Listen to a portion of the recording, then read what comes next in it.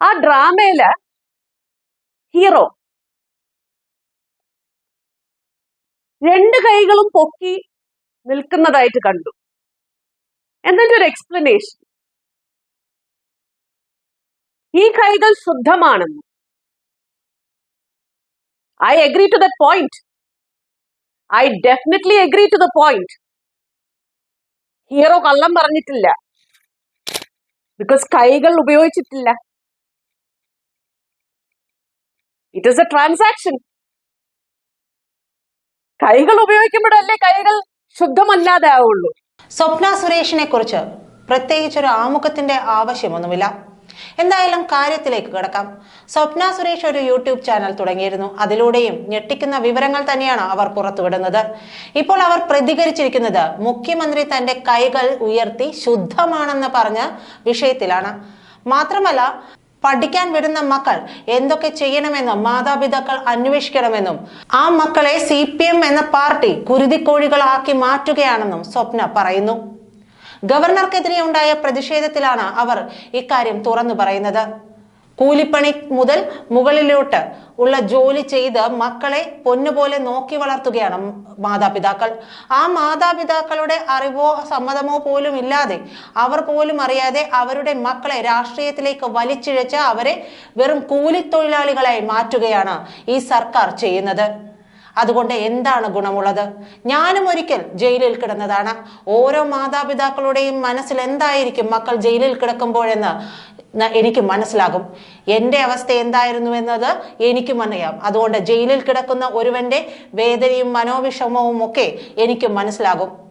നമ്മൾ പ്രതികരിക്കേണ്ട സമയമായി. ഓരോ മാതാപിതാക്കളും പാർട്ടി മക്കളെ ഉപയോഗപ്പെടുത്തുന്നതിനെതിരെ ശക്തമായി തന്നെ പ്രതികരിക്കണം. പിന്നെ പുതിയൊരു ഡ്രാമ കണ്ടു. തൻ്റെ കൈകൾ ശുദ്ധമാണെന്ന്. ആ കൈകൾ ശുദ്ധമാണെന്ന് ആരാണ് പറയുക? ഏത് ഹാൻഡ് വാഷ് ആണ് താങ്കൾ ഉപയോഗിക്കുന്നത്? ആ പറയുന്ന ഹീറോ ആ ഹാൻഡ് വാഷ് ഒന്ന് പറഞ്ഞു തന്നാൽ ഞങ്ങൾക്കുമൊക്കെ ഉപയോഗിക്കാമായിരുന്നു. ഇത്രയേറെ കളങ്കിതമായ ആ കൈ ശുദ്ധമാക്കി വെക്കുന്ന ആ ബ്രാൻഡ് ഏതാണെന്ന് അറിയാമല്ലോ എന്നും സ്വപ്ന പ്രതികരിക്കുന്നു. സ്വപ്നയുടെ ആ പ്രതികരണത്തിലേക്ക്. നമ്മളുടെ കേരളത്തില് വിലയില്ലേ? It is very surprising and shocking. പ്രായം പോലും ബഹുമാനിക്കാതെ ഒരു ഭ്രാന്ത് പോലെ കൊച്ചു കുട്ടികൾ, പഠിക്കുന്ന കുട്ടികൾ, അവർ എത്ര വയസ്സായാലും അവരുടെ അച്ഛനമ്മമാർക്കും നമ്മളെ പോലെയുള്ള മക്കളുള്ളവർക്കും എത്ര പ്രായമായാലും കോളേജോ യൂണിവേഴ്സിറ്റിയോ എവിടെ പഠിച്ചാലും മക്കൾ എന്നും മക്കൾ തന്നെയാണ്. അവരെന്നും നമുക്ക് കൊച്ചു കുട്ടികൾ തന്നെയാണ്. ആ കൊച്ചു കുഞ്ഞുങ്ങളെ അല്ലെങ്കിൽ ആ മക്കളെ അവരുടെ അച്ഛനോ അമ്മയുടെ സ്വപ്നങ്ങൾ തകർത്തുകൊണ്ട് തെരുവിലിറക്കി ഗുണ്ടായിസം കാണിക്കാൻ പ്രേരിപ്പിക്കുന്നവരാണ് ഇന്ന് കേരളം ഭരിക്കുന്ന ആൾക്കാർ. അവരുടെ മക്കളെ ഇറക്കുന്നുണ്ടോ തെരുവിലോട്ട്? It's very shocking, it's very hurting, it's very disappointing to see that young students, young blood is being misused for their own selfish interest. It is really disappointing that we can see the young blood who has to take oath of office, take important positions in the society, work for the welfare of the society, work for the poor people. They are actually behaving like rogues. തെരുവിലിറങ്ങി ഒരു state head എന്ന് വെച്ചാൽ the honourable governor, he is a state head. He is the one who is actually appointing the honorable chief minister during the oath of office. അങ്ങനെയുള്ള ഒരു state ഹെഡിനെതിരെ തെരുവിലിറങ്ങി black flag കാണിക്കുന്നു, go back എന്ന് പറഞ്ഞ് വെല്ലുവിളിക്കുന്നു. What are they up to? ഈ കുഞ്ഞുങ്ങളുടെ അച്ഛനും അമ്മയും പാടുപെട്ട് വർഷങ്ങളോളം സ്വപ്നം കണ്ട സ്വപ്നങ്ങളാണ് ഇവര് ഒരു നിമിഷം കൊണ്ട് തകർക്കുന്നത്. എന്ന് വെച്ചാൽ എന്നെ പോലെയുള്ള അച്ഛനും അമ്മമാരോട്, ദിവസക്കൂലിക്ക് പോകുന്ന അച്ഛനമ്മമാരും ഇതിന്റെ ഇടയിലുണ്ട്. മക്കളെ പഠിപ്പിച്ച് പ്രാരാബ്ദം തീർത്ത് അവരെ ഒരു നല്ല പൊസിഷനിൽ എത്തിക്കാൻ വേണ്ടി ബുദ്ധിമുട്ടുന്ന അച്ഛനമ്മയോടും എനിക്ക് പറയാനുള്ളത്, പ്രതികരിക്കണം, ഒരുമിച്ച് നിന്ന് നിർത്തിക്കണം. നമ്മളെ മക്കളെ നമ്മൾ വേണം സേഫ് ആക്കാൻ. അവരുടെ ഭാവി വെച്ച് കളിക്കാൻ 5 വർഷത്തേക്ക് വന്നിരിക്കുന്ന താൽക്കാലിക ക്യാപ്റ്റന്മാരെ അനുവദിക്കരുത്. നിങ്ങൾ ശബ്ദം ഉയർത്തണം. നിങ്ങളെ ശബ്ദം അവർ കേൾക്കും. അവർക്ക് അവർക്ക് റിയാക്ട് ചെയ്യാൻ പറ്റാത്ത രീതിയിൽ, അവർക്ക് ഇത് ഇനി മിസ്യൂസ് ചെയ്യാൻ പറ്റാത്ത രീതിയിൽ, ഇനി ഒരു നിമിഷം പോലും മുന്നോട്ട് ഇങ്ങനെ നമ്മളുടെ കുട്ടികളെ ഉപയോഗിക്കാൻ പറ്റാത്ത രീതിയിൽ അവരാവണം. We should stand together in unity and work against these people. We should make sure or ensure the safety of our children, our household, our dreams. അല്ലാതെ കുറച്ചു നാൾ കഴിയുമ്പോൾ നാട് കടത്താനല്ല നമ്മൾ നോക്കേണ്ടത്. ഇതൊന്നും കൊണ്ട് നമ്മളുടെ അടുപ്പ് കത്തില്ല. ഭയം തോന്നുന്നു. ഞാനും ഒരു മോനെ വെച്ച് വളർത്തുന്നുണ്ട്. നാളെ അവൻ കോളേജിൽ പോകുമ്പോ എന്താവും എന്നുള്ള ഭയം ഇപ്പോഴേ എനിക്കും തോന്നി തുടങ്ങി. We are passing through a very dangerous situation. A very, very dangerous situation. ഇവരുടെ വീട്ടിൽ മക്കളില്ലേ? Why aren't they using them as weapons? Why are they actually utilizing and exploiting our children? Why? For what? What are they actually trying to do now? They are earning for generations and generations to be safe in their own family. And our children will suffer. ഈ പിള്ളേരെ ഉപയോഗിച്ചുകൊണ്ട് they'll make their children, grandchildren, everybody in the family safe and secure. ഞാൻ ജയിലിൽ കിടന്നിട്ടുണ്ട്. ഏറ്റവും കൂടുതൽ ആ സമയത്ത് വേദനിക്കുന്നത് ആരാണെന്ന് അറിയാമോ? നമ്മളുടെ പേരൻസ്. ഇപ്പൊ ജയിലിൽ കിടക്കുന്ന പിള്ളേരോ, അവരുടെ പേരൻസ് രാത്രി അത്താഴം മുടങ്ങിയൊക്കെ ആയിരിക്കും കിടക്കുന്നത്, കരഞ്ഞു വിളിച്ച്. എന്താണ് ആവാൻ പോണെ, എന്ത് സംഭവിക്കാൻ പോകുന്നു, നാളെ എന്ത് സംഭവിക്കും, ഇവരെ രക്ഷപ്പെടുത്തുമോ ഇല്ലേ? ഈ ടെൻഷൻസും ബുദ്ധിമുട്ടും എന്റെ വീട്ടുകാർ അനുഭവിച്ചിട്ടുള്ളതുകൊണ്ട് I know what they are going through. I know each and every family. അവരുടെ പൾസ് എന്താണ്, അവരെന്തായിരിക്കും ചിന്തിക്കുന്നത്. അവര് ഭക്ഷണം പോലും കഴിക്കാതെ നിലവിളിച്ച് കിടക്കുകയായിരിക്കും.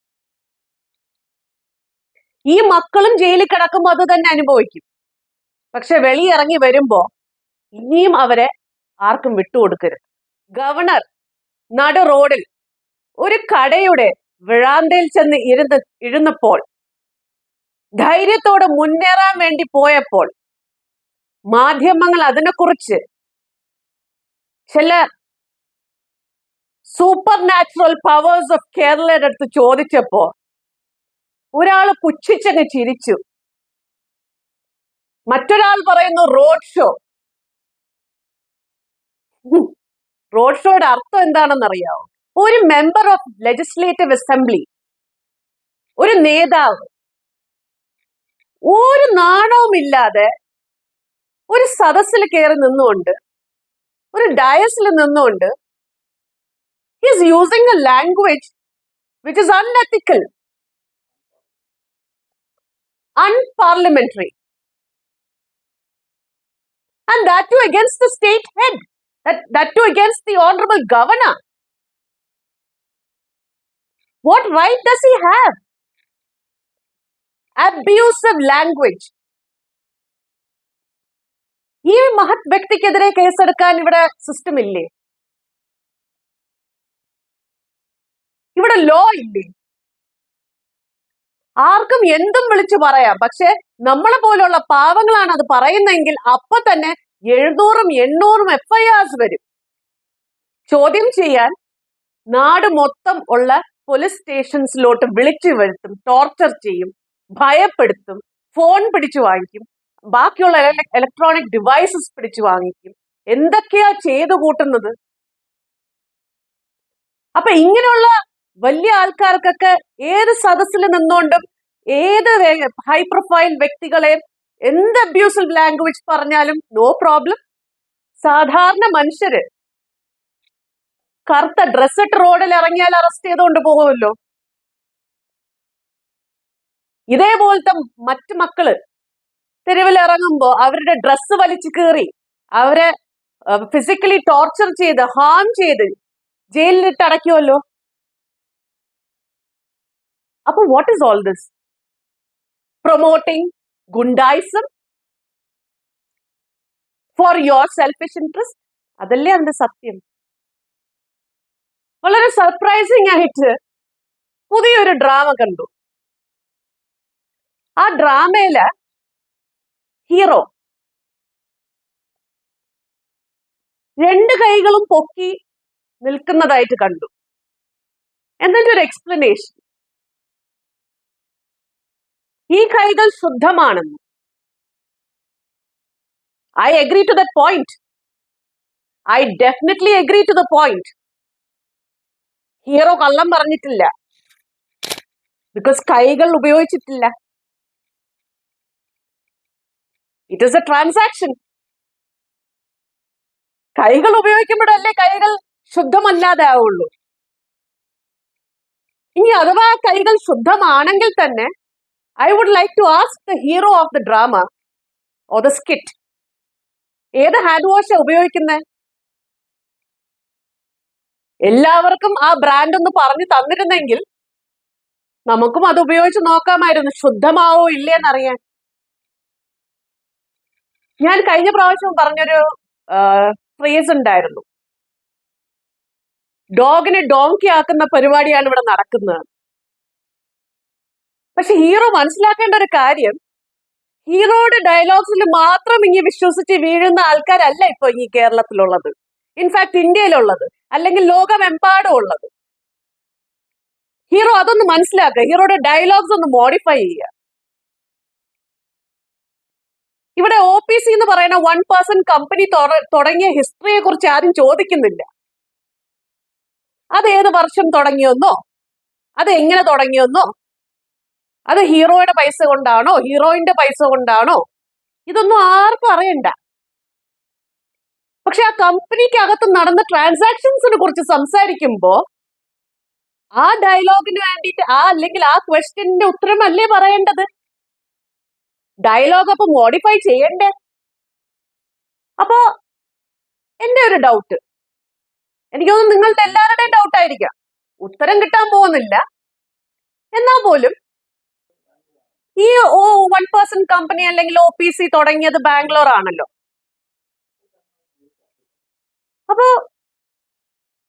അപ്പോ കർണാടകയിൽ GST അടച്ചിട്ടുണ്ടാവോ? പ്രൊഫഷണൽ ടാക്സ് അടച്ചിട്ടുണ്ടാവോ? സ്റ്റാഫ് ഒരു 30 പേരോ എന്തോ ഉണ്ടെന്നൊക്കെ ഞാനിങ്ങനെ കേട്ടു. അപ്പോ ഈ സ്റ്റാഫിന്റെ PF-ഉം ESI ഒക്കെ അതും വെട്ടിച്ചോ? ഇനി അഥവാ ഇങ്ങനത്തെ ഡിഡക്ഷൻസ് ഒക്കെ നടത്തിയിട്ടുണ്ടെങ്കിൽ അതെല്ലാം തിരിച്ച് ഗവൺമെന്റിലോട്ട് അടച്ചോ? ഇതൊക്കെ സാധാരണക്കാരുടെ ഡൗട്ടാണ്. കമ്പനി ഡിഡക്ട് ചെയ്ത PF തിരിച്ച് സർക്കാരിൽ അടച്ചില്ലെങ്കിൽ isn't that a crime? ശരിയല്ലേ? പക്ഷേ ഇവരുടെയൊക്കെ പ്രോപ്പർട്ടീസ് അറ്റാച്ച് ചെയ്യാനോ അക്കൗണ്ട്സ് ഫ്രീസ് ചെയ്യാനോ അല്ലെങ്കിൽ എന്തെങ്കിലുമൊക്കെ പെട്ടെന്ന് മൂവ് ചെയ്യാനോ ഒരുപാട് ഡിലേ വരുന്നുണ്ട്. പക്ഷെ അതൊരു സ്വപ്ന സുരേഷ് ആണെങ്കിലോ നിയമം വേറെയാണ്. ഓവർനൈറ്റ് കാര്യങ്ങൾ നടക്കും, കേസുകൾ ഒരുപാട് രജിസ്റ്റർ ചെയ്യപ്പെടും, ടോർച്ചേഴ്സ് പല രീതിയിൽ, ജയിലിൽ അടയ്ക്കാനുള്ള ശ്രമം തുടർന്നുകൊണ്ടേയിരിക്കും. സ്വപ്ന സുരേഷിന് നിയമം വേറെ, പക്ഷെ ഹീറോയ്ക്കും ഹീറോയുടെ കുടുംബത്തിനും നിയമം അവരുടെ കയ്യിലാണ്. എന്തൊക്കെയാണല്ലേ അവസ്ഥ, മോശപ്പെട്ട അവസ്ഥ.